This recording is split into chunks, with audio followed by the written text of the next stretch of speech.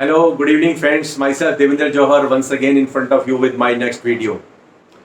और आज हम बात करेंगे जो 3 कानून हैं जो सरकार लेके आई है किसानों के लिए, और जिसके विरोध में किसान दिल्ली के बॉर्डर्स के ऊपर पिछले 9-10 महीने से धरना देके बैठे हुए हैं कि हमें ये कानून नहीं चाहिए और सरकार ये कानून वापस ले ले।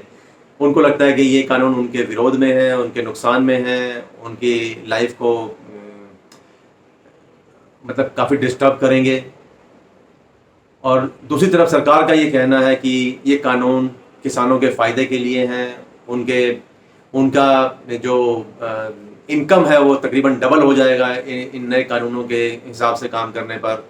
तो ये विरोधाभास बना हुआ है अभी भी दोनों के बीच में, सरकार और किसानों के बीच में। उनकी कई राउंड्स की मीटिंग हो चुकी हैं लेकिन अभी तक कोई फैसला हो नहीं पाया, और किसान लगातार देश भर में प्रदर्शन कर रहे हैं। ख़ास तौर से पंजाब, हरियाणा और वेस्टर्न यूपी के किसान तो लगातार प्रदर्शन कर रहे हैं। तो आइए जानने की कोशिश करते हैं कि ये तीनों कानून हैं क्या, सरकार इनको क्यों पास करके किसानों के ऊपर थोपना चाह रही है, ये बताते हुए कि उनके फ़ायदे में है, जबकि किसान कह रहे हैं कि हमें किसान काले कानून हमें वापस करवाने ही हैं, हमें ये कानून नहीं चाहिए। अच्छा, इस वीडियो को शुरू करने से पहले मैं आपको बता दूं कि ये जो फार्मर्स लॉ का चैप्टर है, काफ़ी लंबा चौड़ा चैप्टर है, काफ़ी डिटेल में इसमें बात होगी। तो इस वीडियो को हम 2 हिस्सों में बनाएंगे। पहले हिस्से में हम बात करेंगे कि भाई इसकी वैलिडिटी के ऊपर की जो लॉ बनाए सरकार ने, इनके बाद सरकार के पास ये कानून बनाने का अधिकार था भी कि नहीं था, और मोटे मोटे तौर पे एक कानून के ऊपर इसके ऊपर बात करेंगे, और बाकी के जो 2 कानून हैं उनके ऊपर हम दूसरे वीडियो में बात करेंगे। और ये भी बात करेंगे कि APMCs क्या है, क्योंकि इस सारे कानून का, तीनों कानूनों का जो निचोड़ है वो है APMC, agro produce market committees क्या है, क्यों बनाई गई, कब बनाई गई, इनकी क्या जरूरत थी, इनके फायदे नुकसान क्या हैं। और दूसरा है MSP, ये मिनिमम सपोर्ट प्राइस, न्यूनतम समर्थन मूल्य। ये दोनों चीजें क्या हैं, इनके क्या फायदे और क्या नुकसान हैं, क्या वाकई ये एक्चुअल में इंप्लीमेंट होते हैं कि नहीं होते हैं। तो ये सारी चीजें दूसरे वीडियो में जाएंगी। तो मैं आपसे कहूंगा कि आप पूरा चीज समझने के लिए दोनों वीडियो को जरूर देखें। Thank you very much. तो अब शुरू करते हैं पहला भाग। तो ये 3 कानून क्या है, इसमें जो पहला कानून है वो है कि असेंशियल कमोडिटीज के स्टोरेज का, कि जो ज़रूरत की चीज़ें हैं, जो इम्पोर्टेंट चीज़ हैं, जिनके बिना काम काज नहीं चल सकता, गेहूं है, चावल है, नमक है, तो इन सब चीज़ों के स्टोरेज करने के ऊपर सरकार ने पाबंदियां लगा रखी थी 1954 से, कि कोई भी आदमी इन सब चीज़ों को स्टोरेज नहीं कर सकता नाजायज़ तरीके से, और अगर किसी को स्टोरेज करा हुआ सामान पकड़ा जाएगा तो उसके ऊपर उसका माल जब्त कर लिया जाएगा, और उसका कोई लाइसेंस वगैरह है तो वो रद्द हो जाएगा, और फिर उसको सजा भी होगी, वो जेल भी जा सकता है। ऐसा कानून बना हुआ था, और इस कानून को अब इस सरकार ने इसके अंदर संशोधन कर दिया है और कहा है कि नहीं, आप चाहें तो किसी भी चीज़ का, चाहे वो असेंशियल कमोडिटीज़ हैं या कोई भी और फूड ग्रेन की आइटम है या किसी भी चीज़ की आइटम है, आप उसका स्टोरेज कर सकते हैं अपनी ज़रूरत के हिसाब से जितना भी है। सिर्फ उसमें एक्सेप्शंस हैं कि अगर कोई हालात अननेचुरल नहीं है, कोई ऐसा विशेष परिस्थिति नहीं है, जैसे कि कोई वॉर हो जाती है, किसी कंट्री के साथ में वॉर चल रही है, या कोई भूचाल आ जाता है, सूखा पड़ जाता है, या जैसे आजकल कोविड का 1-2 साल से ये चल रहा है, ऐसे किसी हालात के अंदर आपको एक पर्टिकुलर लिमिट तय की हुई है हर चीज़ की, उतना ही आप स्टोर कर पाएंगे, उससे ज़्यादा आप स्टोर नहीं कर सकते। लेकिन अगर ऐसे हालात नहीं है, नॉर्मल कंडीशन के अंदर आप अनलिमिटेड स्टॉक कर सकते हैं, उसके ऊपर कोई रिस्ट्रिक्शन नहीं है। ऐसा कानून का प्रावधान सरकार लेकर आई है, जो कि पहले वाले कानून के अंदर 1955 वाले कानून में सरकार ने ये चेंज कर दिया, अमेंडमेंट कर दिया, और ये नया कानून ये कहता है कि वो स्टोरेज किया जा सकता है, जिसके ऊपर के किसानों को कोई खास परेशानी नहीं है। छुटपुट चीज़ें, उसके अंदर कुछ टेक्निकल इश्यूज हैं जो कि रिजॉल्व किए जा सकते हैं, तो उसके ऊपर बात करने का ज़्यादा कोई लॉजिक है नहीं। बट सिर्फ आपको बताना था कि वो 3 कानूनों में से एक कानून ये भी है कि जिसमें के जरूरी चीज़ों के ऊपर स्टोरेज करने के ऊपर रेस्ट्रिक्शन थी, उसको सरकार ने हटा लिया है। जो दूसरा कानून है वो है farmers produce trade and commerce facilitation and promotion bill. बड़ा लंबा चौड़ा, बड़ा टेक्निकल नाम है। मैं आपको डिटेल में इसके बताऊंगा कि इसमें इसकी डिटेल्स क्या हैं, इसके फ़ायदे क्या हैं, नुकसान क्या हैं, किसान किस चीज़ पे आर्ग्यू कर रहे हैं और किस पे नहीं कर रहे, और सरकार क्यों इसको बता रही है कि ये उनके फ़ायदे के लिए है। और जो तीसरा कानून है, क्योंकि ये 3 ही कानून हैं और इनमें से 2 ही कानून जिन पर की ज़्यादा विशेष बात करने की ज़रूरत है। एक तो ये मैंने बताया जो कि farmer produce trade and commerce facilitation and promotion bill. जो तीसरा बिल है वो है रिलेटेड टू कॉन्ट्रैक्ट फार्मिंग या कॉर्पोरेट फार्मिंग, ये उससे रिलेटेड है।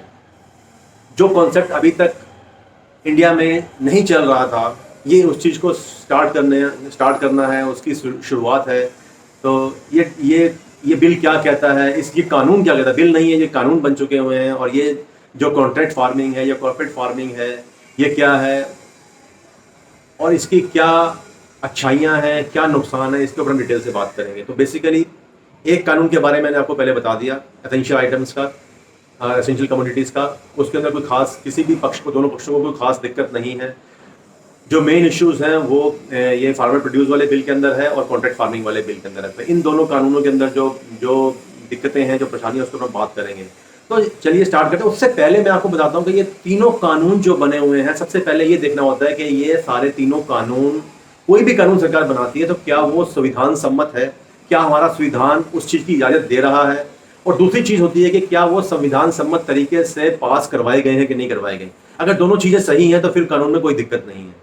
तो सबसे पहले देखते हैं कि ये तीनों कानून क्या संविधान सम्मत है, क्या संविधान इसकी इजाज़त देता है। संविधान उनकी चीज़ें इजाज़त नहीं देता अगर कोई भी कानून ऐसा बनाया जाए जो कि हमारे फंडामेंटल अधिकारों के अगेंस्ट हो, हमारे जो मूलभूत अधिकार हैं संविधान में जो हमें दिए गए हैं उनके खिलाफ तो नहीं है।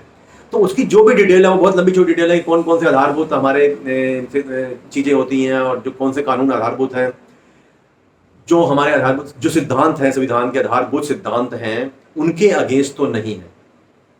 तो दोनों पक्षों में मोटे तौर पर इस चीज़ की सहमति है कि मोर और लेस ये जो तीनों कानून हैं ये संविधान सम्मत तो हैं। इसके ऊपर कोई भी आदमी सुप्रीम कोर्ट में जाके लड़ने की कोशिश नहीं करेगा। किसान इसके ऊपर, इस बिहाफ के ऊपर इन कानूनों को कैंसिल करने की बात नहीं करेंगे अगर वो कोर्ट में जाते हैं, सुप्रीम कोर्ट में जाते हैं कि भाई ये संविधान सम्मत नहीं है, क्योंकि इसका डिटेल ये कहती है कि संविधान सम्मत तो ये है, हमारे मूलभूत अधिकारों के अगेंस्ट ये नहीं है। अब दूसरी चीज है कि भाई इनको पास करने का तरीका क्या संविधान सम्मत था, क्या प्रॉपर तरीके जो प्रोसीजर होता है वो तरीका पूरा फुलफिल किया गया है सरकार ने इन कानूनों को पास। हालांकि इन कानूनों को सरकार ने बहुत जल्दी से, बहुत ही हड़बड़ी में पास करवाया है। अब ये क्यों करवाया है ये सरकार को ज़्यादा बेटर पता होगा, लेकिन हाँ, जो प्रोसीजर था उसका प्रोसीजर होता है कि आपको किसी भी कानून को लोकसभा में और राज्यसभा में मेजोरिटी से पास करवाना होता है।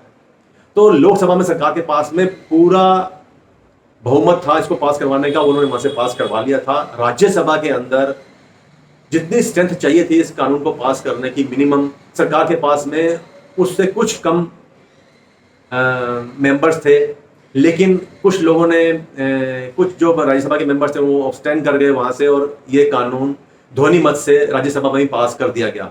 तो मोटे मोटे तौर पे अगर देखा जाए और लीगल पॉइंट ऑफ व्यू से देखा जाए, जितनी लोगों से, जो लीगल एक्सपर्ट्स हैं जिनसे मेरी बात हुई है, उनका भी ये कहना है कि इस बिहाफ के ऊपर भी कि ये प्रॉपर तरीके से पास नहीं किया गया, गलत है, ये प्रॉपर तरीके से पास किया गया और संविधान के अंदर ये बिल्कुल करेक्ट है। सुप्रीम कोर्ट में ये कंडीशन नहीं ठहर पाएगी। ये राज्यसभा और लोकसभा और राज्यसभा दोनों जगहों पर, दोनों सदनों में प्रॉपर तरीके से पास किया गया, इसलिए इसके ऊपर बहस करने की कोई गुंजाइश नहीं बनती। तो अब इसके बाद में हम देखते हैं कि इन तीनों कानूनों के अंदर है क्या। अब बेसिकली एक कानून के बारे में आपसे बात कर लिया, दूसरे कानून के बारे में बात करते हैं कि farmer produce trade and promotion facilitation का जो ये कानून है ये है क्या। जैसे कि अपने नाम से दिखाई दे रहा है कि ये बात कर रहा है फार्मर प्रोड्यूस मतलब किसान की फसल, किसान जो पैदा कर रहा है वो फसल ही पैदा करता है, गेहूं, चावल, गन्ना है, प्याज है, सब्जी है, फ्रूट है, बहुत सारी चीज़ें प्रोड्यूस करता है। इसमें खाली ये नहीं होता कि खाली अनाज ही है, उसके अलावा फल हैं, सब्जियां हैं, फूल हैं, ऑर्गेनिक फार्मिंग है, बहुत सारी और भी चीज़ें हैं जो किसान प्रोड्यूस करता है। अब उसका प्रोड्यूस और उसकी जो ट्रेड एंड कॉमर्स है, अब उसका जो है ट्रेड एंड कॉमर्स का मतलब है कि उसको, एक होता है ट्रेड जिसका मतलब है कि खरीदना और बेचना। एक किसान ने चीज़ पैदा करी, उसको उसने सेल किया और फिर प्रॉफिट हुआ, इसको कहते हैं trade and commerce. Trade commerce के अंदर आता है कि सेल और परचेज करने के बीच, इस प्रक्रिया के बीच में और जितनी एक्टिविटीज हो रही हैं, कहीं कार्टेज है, ट्रांसपोर्टेशन है, पैकिंग है, अगर किसी ने एक पॉलीथीन भी परचेज किया, एक जूट का बैग भी परचेज किया है तो वो भी उसके अंदर कॉस्ट में इंक्लूड हो जाता है। इस सारी प्रोसेस को मिला के हम जब देखते हैं ट्रांसपोर्टेशन वगैरह और सारी चीज़ें लेके, तो ये सारा चीज़ मिला के कॉमर्स हो जाता है। तो कॉमर्स एक बड़ा चैप्टर है ट्रेड जो है उसका एक छोटा सा हिस्सा है ट्रेडिंग करना, सेल और परचेज खाली ट्रेडिंग होती है, और जब सब चीज़ों को मिक्स कर दिया जाता है तो ये सारी चीज़ मिलके कॉमर्स बन जाता है। तो ये ट्रेड और प्रमोशन करना उसकी कि उसको कैसे बढ़ाना है, फैसिलिटेट करना है फार्मर्स को, किसानों को कैसे सहूलतें देनी है कि वो अपनी फसल ज़्यादा कर सकें, ज़्यादा पैसा कमा सकें, उसके अंदर अच्छे बीज हों, अच्छे फर्टिलाइजर्स हों, अच्छी खाद हो वगैरह वगैरह, अच्छी टेक्निक उनको मुहैया करवाई जाए। तो ये सारी चीज़ें ट्रेड एंड प्रमोशन के अंदर आती हैं। इस सारी चीज़ को स्टार्ट करने से पहले एक टेक्निकल पॉइंट जो लीगल पर्सपेक्टिव से इंपॉर्टेंट है वो ये है कि केंद्र सरकार ने ये कानून बनाया है। देखिए, कानून केंद्र सरकार भी बनाती है और राज्य सरकारें भी कानून बनाती हैं। तो ये भी देखना पड़ता है कि जो कानून बनाए गए हैं वो हमारे जो फेडरल स्ट्रक्चर है, फेडरल स्ट्रक्चर मतलब जो कानून स्टेट ने बनाने हैं वो स्टेट को ही बनाने होते हैं, जो सेंटर ने कानून बनाने होते हैं वो सेंटर ने कानून बनाने होते हैं। दोनों एक दूसरे के एरिया के अंदर इंटरवीन ना करें, अपने अपने एरिया के कानून बनाएं, वो इंपॉर्टेंट है। और इसलिए कहते हैं कि कोई भी कानून बनाया गया वो फेडरल स्ट्रक्चर को ध्यान में रख के बनाया गया है। ऐसा तो नहीं है कि कानून बनाने का एक पर्टिकुलर चीज के ऊपर अधिकार तो था स्टेट को और सेंटर ने कानून बना दिया, या वाइस वर्सा कि सेंटर को था और स्टेट ने बना दिया। तो क्या किसानों के फसलों के ऊपर, उपज के ऊपर, उसके ट्रेड प्रमोशन या फैसिलिटेशन के ऊपर, ट्रेड कॉमर्स के ऊपर कानून बनाने का अधिकार सेंट्रल गवर्नमेंट को है या नहीं? तो हमारा संविधान जो 1954-55 में जिस चीज़ के ऊपर कानून बना था उस कानून के हिसाब से किसानों के मैटर्स के ऊपर कानून बनाने का अधिकार राज्य सरकारों का था, सेंटर का नहीं था। लेकिन बाद में नेहरू जी ने इस चीज़ को महसूस किया कि भाई हमारे को फार्मर्स के रिफॉर्म्स लेके आने होंगे, तो वो हो सकता है शॉर्ट टाइम पीरियड के लिए स्टेट्स को उसमें ऑब्जेक्शन हो, तो उन्होंने कानून के अंदर संविधान में एक अमेंडमेंट कर दिया, एक अमेंडमेंट लेके आए, उसको पास करवाया, मेजोरिटी उनके पास में थी कि जो भी कानून है किसानों से रिलेटेड वो स्टेट्स भी बना सकती हैं और सेंटर भी बना सकती है। तो इसके बाद हम 3 लिस्ट बन गई। पहले एक लिस्ट थी सेंटर लिस्ट जिसमें कि सेंटर कानून बनाएगा जिन चीज़ों के ऊपर, दूसरी लिस्ट बनी स्टेट की कि जिसमें कि स्टेट कानून बनाएंगे, और तीसरी एक और लिस्ट बना दी गई जिसको कि कहते हैं कंकरेंट लिस्ट। तो ये कंकरेंट लिस्ट थी जिसके अंदर के दोनों लोगों को अधिकार होगा, सेंटर को भी अधिकार होगा और स्टेट को भी अधिकार होगा इसके ऊपर कानून बनाने का। और जो अमेंडमेंट पास कर दिया गया 1954-55 के अंदर, और उसके अंदर उस लिस्ट में फार्मर्स, किसानों के उपज का, उनके ट्रेड एंड कॉमर्स का, उसके प्रमोशन और फैसिलिटेशन का अधिकार भी उस कंकरेंट लिस्ट में डाल दिया गया कि इसके ऊपर दोनों ही लोग कानून, सरकार, सेंटर और स्टेट दोनों कानून बना सकते हैं। तो इसलिए उस अमेंडमेंट के बाद में अब ये क्वेश्चन भी खत्म हो गया कि भाई जो संविधान में था कि भाई अपने अपने अधिकारों का कोई बाहर निकलकर कानून ना बनाए, इसलिए वो तीसरी लिस्ट भी बनी हुई थी। उस तीसरी लिस्ट के हिसाब से सेंटर के पास में पूरा अधिकार है। तो इसलिए किसान या किसानों के वकील सुप्रीम कोर्ट में जाकर इस चीज़ पर भी चुनौती नहीं दे सकते सरकार को कि आपने अपने अधिकारों से बाहर निकलकर कानून बनाने की कोशिश करी है, क्योंकि कंकरेंट लिस्ट में क्लियर मेंशन है कि किसानों की उपज के ऊपर और उनके रेलिवेंट मैटर्स के ऊपर सरकार, सेंटर के सरकार कानून बना सकती है। अब हम देखते हैं कि ये कानून है क्या। Farmers produce trade and commerce facilitation and promotion है क्या?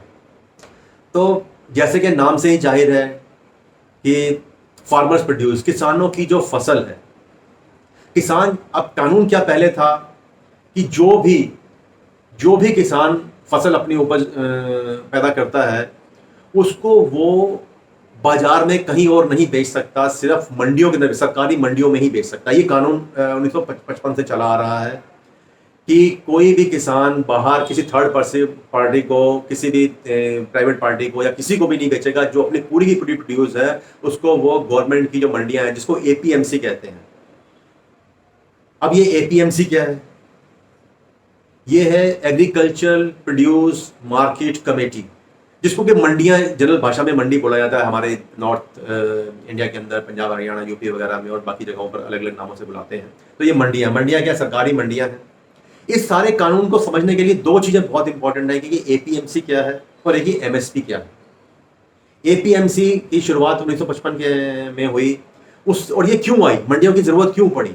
मंडियों की जरूरत इसलिए पड़ी क्योंकि पहले जब हम आज़ाद हुए, उससे पहले और उसके बाद में भी किसानों की एक तो उनकी इकोनॉमिकल फाइनेंशियल हालत इतनी ख़राब होती थी कि उनके किसान बहुत ही गरीब तबका माना जाता था। अब उनके पास में बीज खरीदने के लिए पैसे नहीं है, हल के लिए पैसे नहीं है, खाद के लिए पैसे नहीं है, उन सब चीज़ों के लिए उनको अपने साहूकारों से और जमींदारों से, जो जो गांव के रसूखदार लोग थे, पैसे वाले थे, उनसे उधार लेना पड़ता था। वो उनसे उधार लेगा और बड़े मोटे ब्याज पे वो लोग 5%, 7%, जो कभी कभी 10-10% के जैसे भी रेट के ऊपर, 10% उस टाइम पे बहुत हैवी रेट माना जाता, आज भी बहुत हैवी रेट माना जाता है। तो वो उनसे जाके लेते थे कि हमें 1,000 रुपये दे दो, 2,000 रुपये दे दो। जमींदार से लिया, उसने सफेद कागज पे अंगूठा लगवा लिया और 10% का ब्याज अप्लाई हो जाएगा उसके ऊपर। उसके बाद वो उस पैसे को जाके बाजार से अपना बीज खरीदेगा, खाद खरीदेगा, कुछ हल बैल का बंदोबस्त करना है या जो भी उसने करना है, कटाई जुताई बुदाई बुआई के लिए जो भी उसको चाहिए वो सब परचेज करेगा और वो अपनी फसल पैदा करेगा और फिर फसल को बेच के उसने वो कर्जा उसका चुकाना है 6 महीने साल के बाद में। तो जैसे उसकी फसल तैयार होकर हटती थी और वो काटने को बैठता ही था, तो ये जमींदार साहूकार आके उसके किसान के खेत पे आके बैठ जाते थे कि लाओ भैया फसल कटी है, हिसाब करो इसका। और फिर उसी की फसल को औने पौने दामों पे खरीद के उसके पैसों का हिसाब बनाया और उसके सारी फसल ले ली और उसमें कुछ 200-500 बच्चे वो उसको दे दिए, वरना बोला तेरा सारा मूल ब्याज सारा उस चीज में खत्म हो गया और फसल किसान नील। तो ये किसानों का शोषण हो रहा था। किसान अपनी मेहनत भी कर रहा है, अपनी जमीन पे फसल उपजा रहा है, 24 घंटे मेहनत कर रहा है, 6-8 महीने में फसल 4 महीने में तैयार हो रही है और उसमें उसके बाद साहूकार या जमींदार आके सारी ले गए और इसके हाथ में कुछ नहीं लगा, जीरो। तो उससे ना तो कोई साइंटिफिक मेथड फसल उपजाने में आने की तो बहुत दूर की बातें हैं, कोई अच्छी क्वालिटी के बीज या कोई खाद आने की बात भी बहुत दूर की बात थी। नॉर्मल बीज, नॉर्मल खाद लाओ, नॉर्मल ट्रेडिशनल तरीके से खेती करो और जो उपज हो जाए वो अपना उधार और कर्जे भी निकल जाती थी और वो किसान की हालत खराब। तो एक तो ये चीज सरकार देख रही थी कि किसानों का बहुत शोषण हो रहा है और उसको रोकने कोई ना कोई उपाय करना पड़ेगा। और दूसरा क्या हुआ कि 1961 में हमारे यहाँ पर चाइना से लड़ाई हो गई। 63, 64, 64, 65 में जो है बहुत सख्त जबरदस्त अकाल पड़ा, सूखा पड़ा देश के अंदर, वो किसानों के ऊपर मार पड़ गई। उसके बाद में फिर पाकिस्तान से वार हो जाती है। तो पूरे देश के हालात खराब चल रहे थे, किसानों खाने के लिए अनाज की बेहद कमी हो गई थी और हमारे को नॉर्मल अपने सिर्फ अनाज, पेट भरने के अनाज के लिए भी हमारे को अमेरिका से अनाज इंपोर्ट करना पड़ता था और वो अपना सबसे थर्ड क्लास कैटेगरी का जो गेहूं चावल और जो अनाज होता था वो हमारे को देते थे और अपनी मनमानी के रेट के ऊपर। तो जब शास्त्री जी पाकिस्तान से युद्ध लड़ रहे थे, उन्होंने सोचा हुआ था कि भाई हमारे को इसको किसानों के लिए कुछ ना कुछ करना पड़ेगा और कुछ रास्ता निकालना होगा जिससे कि हम अपने किसानों की मदद कर सकें और हमारे यहाँ उपज इतनी हो सके कि हम कृषि में सेल्फ डिपेंडेंट हो जाए, कम से कम इतना कि हमारे को खाने के लिए हमारे पास अनाज अपना हो जाए, हमें अमेरिका या किसी और देश की तरफ ना देखना पड़े इस चीज़ के लिए। तो ये भी एक ज़रूरत महसूस हो रही थी इनको। और फिर शास्त्री जी की अकस्मात मृत्यु हो जाती है ताशकंद में। उसके बाद में इंदिरा गांधी को देश का प्रधानमंत्री बनाया जाता है।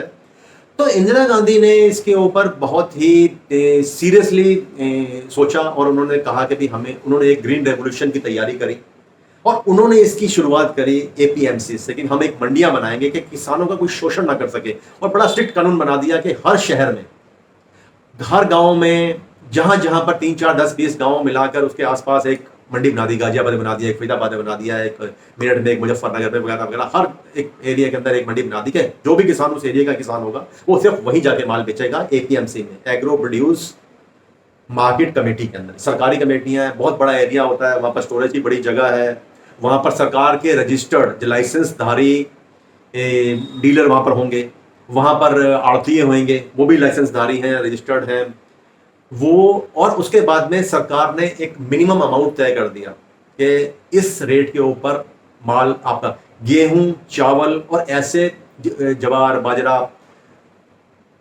जितनी भी किस्म की और फसलें थी, सारी तो नहीं लेकिन करीब करीब 22 फसलें जो अनाज की थी, जिसमें दालें, तिलहन सब कुछ आ गया और प्लस एक गन्ना।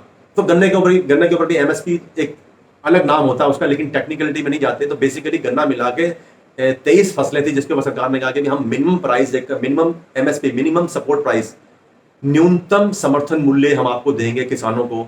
तो किसानों को एक फायदा हो गया। एक तो ये नहीं कि पहले क्या होता था, फसल कट गई और साहूकार लास्ट में आके अपना बता देगा कि मैं 10 रुपए किलो लूंगा, तो उसको बेचना ही पड़ेगा कि कर्जा चुकाना है। अब वो चक्कर नहीं है। पहली चीज तो कोई साहूकार या जमींदार वो फसल खरीद नहीं सकता, खरीदेगा तो जेल जाएगा, सीधा कानून बना दिया। दूसरी चीज कि सीधा आप मंडी में लाके बेचोगे और मंडी में आपको ये मिनिमम रेट मिलेगा ही मिलेगा। वो कितना मिलता है कितना नहीं मिलता, उसमें कितनी लाल फिदाशाही है, कितनी वो है, लेकिन फिर भी हालात पहले से बहुत बेटर हो गए इन सब्जियों के आने से, मंडियों के आने से। और वहां पर किसानों, सब्जियों के नहीं, सब्जियों के ऊपर आपको कोई एमएसपी नहीं है, कोई आप फूल उगा रहे हो उसके ऊपर कोई एमएसपी नहीं है। और जितनी कृषि जो जो जो कानून बनाया, कृषि ट्रेड, किसान की उपज का, किसान की फसल का जो कानून बनाया, ये कि farmer produce trade and commerce, उसके अंदर खाली ये फसलें ही नहीं आती, उसके अंदर आपका जो पोल्ट्री है, आप फिशरी है, या जितने और भी एनिमल हस्बेंड्री, जितने भी और प्रोडक्ट्स हैं, वो सारी चीज़ें भी उसके अंदर आती हैं। दूध के जितने प्रोडक्ट्स हैं, डेयरी प्रोडक्ट्स जितने भी आते हैं, किसान ने भैंसें रखी हुई हैं, दूध निकाला, दही, मक्खन, पनीर, घी जो भी बना रहा है, वो सारी चीज़ें भी सारे इस लॉ के, इस कानून के अंदर आ जाती हैं। तो जो हम बात कर रहे थे कि भाई ये सारी चीज़ें किसान अब अपनी जितनी भी उपज पैदा करेगा वो सारी एपीएमसी मंडियों के अंदर लेके जाएगा और एमएसपी के अंदर उसका माल बिकेगा। इससे किसानों की हालात में कोई शक नहीं है कि काफ़ी फायदा हुआ। हाँ, शोषण अब पहले जमींदार और साहूकार लोग करते थे, जो गांव के थे, अब यहाँ पर थोड़ा शोषण होता था, लेकिन फिर भी बहुत फायदा हुआ, काफ़ी इंप्रूवमेंट आई सारी चीज़ों से, क्योंकि आफ्टर ऑल गवर्नमेंट का कंट्रोल था। तो जितनी भी लाल फिदाशाही हो, लेकिन कम से कम एक मिनिमम कानून बन गया कि इतना रेट आपको मिलेगा ही मिलेगा। अब उस पर कितना खरीदा जाता है नहीं खरीदा जाता वो एक अलग मैटर है। आपकी जानकारी के लिए बता दूं कि पूरे देश में हर स्टेट के मिलाकर सिर्फ 6% किसान अपना माल एमएसपी पर बेच पाते हैं आज भी। बाकी 94% माल जो है या तो मंडियों के बाहर बेचा जाता है या मंडियों के अंदर भी उससे कम रेट पे बेचा खरीदा जाता है, इसमें कोई शक नहीं। किसान को कह सकते हैं कि भाई आसमान से गिरे और खजूर में अटके, लेकिन हालात में कम से कम, मैं अगर मोटे मोटे करके बोलूं तो कम से कम अगर पहले 100% शोषण हो रहा था तो कम से कम 50% का किसान को यहाँ पर आकर सहूलियत हो गई एपीएमसी मंडियों से और